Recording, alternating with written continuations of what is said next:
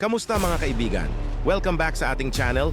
Sa episode na ito, tatalakayin natin ang isa sa pinakakapanapanabik na paksa, ang mga ebidensya ng time travelers. May mga larawan at video na nagpapakita ng mga posibleng time traveler mula sa iba't ibang panahon. Exciting, di ba? Kaya kung bago ka dito, huwag kalimutang mag-like, mag-subscribe at i-click ang bell icon para updated ka sa lahat ng bago nating videos. Let's dive in! Number 5, ang 1917 Surferman, Time Traveler.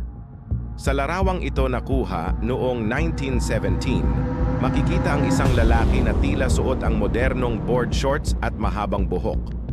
Kapansin-pansin na naiiba ang kanyang kasuotan kumpara sa lahat ng mga tao sa kanyang paligid. Kung iyong pagmamasdang maigi, iba rin ang estilo ng kanyang gupit na tila moderno at walang katulad sa naturang larawan. Isang hindi pangkaraniwang eksena noong panahon ng World War I. Ang kanyang kasuotan at itsura ay tila hindi tugma sa panahon ng 1917. Maraming nagsasabi na ito ay isang malinaw na ebidensya ng time travel kung saan isang modernong tao ang bumalik sa panahon na ito. Ano sa tingin nyo? Number 4, ang tinatawag na time traveling hipster. Ang viral na larawang ito ay kuha noong 1941 sa pagbubukas ng Southport Bridge. Natagpuan ang larawang ito sa isang online exhibition ng Bralorne Pioneer Museum. Makikita dito ang isang lalaki na naka-sunglasses, graphic t-shirt at jacket na tila hindi angkop sa fashion noong panahong iyon. Maraming netizens ang naniniwala na ito ay isa pang ebidensya ng time travel. Ito kaya ay isa lamang manipuladong litrato o di kaya isa lang taong may kakaiba at modernong fashion sense? Ano ang iyong opinyon? Number 3, the woman with a mobile phone in 1928. Ito ay video footage ng isang babae na tila may hawak na mobile phone sa isang Charlie Chaplin film noong 1928. Sa isang behind-the-scenes footage ng pelikulang The Circus, makikita ang isang babae na parang may kausap sa isang mobile phone. Ito ay kuha noong 1928, bago pa man naimbento ang mga cellphones. Maraming tao ang nag-iisip na ito ay isang time traveler na nakapagdala ng kanyang gadget sa nakaraan. Mayroon din namang nagde-debunk nito at nagsasabi na ang gadget ay isang uri ng hearing aid na tinatawag na ear horn. Kung ano man ang katotohanan sa likod nito, kayo ang humusga.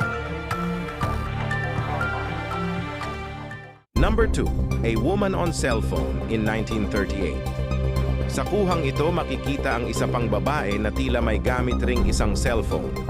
Ang eksena ay nangyari sa DuPont Factory sa US noong 1938 at makikita ang mga kababaihang naglalakad pero isa sa kanila ang makatawag pansin dahil siya ay may hawak ng animoy isang cellphone at base sa kanyang facial expressions may kausap ito sa kabilang linya.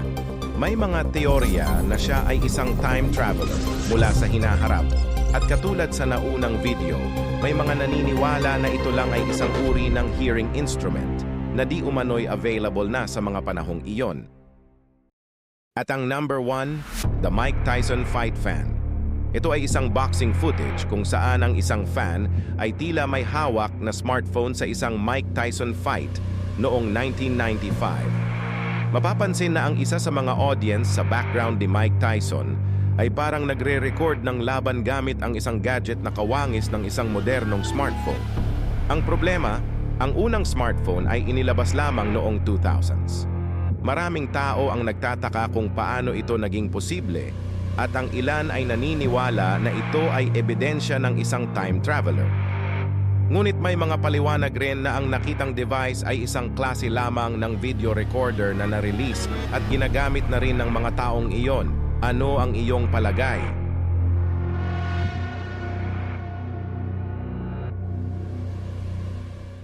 Totoo man o hindi, ang time travel ay isang paksa na nakakapagpakiliti sa ating mga isipan at pumupukaw sa ating imahinasyon. At hindi natin alam, baka balang araw, ang time travel ay maging isa na lamang pangkaraniwang pangyayari dahil sa makabagong teknolohiya at human advancements. At diyan nagtatapos ang ating top 5 list ng mga umano'y ebidensya ng time travel. Ano sa tingin nyo ang pinakakapani-paniwala o di kaya may natural na eksplanasyon? I-comment lang sa ibaba ang inyong mga saloobin at huwag kalimutang mag-like at mag-subscribe para sa mas marami pang videos na tulad nito. Salamat sa panonood at hanggang sa muli, paalam!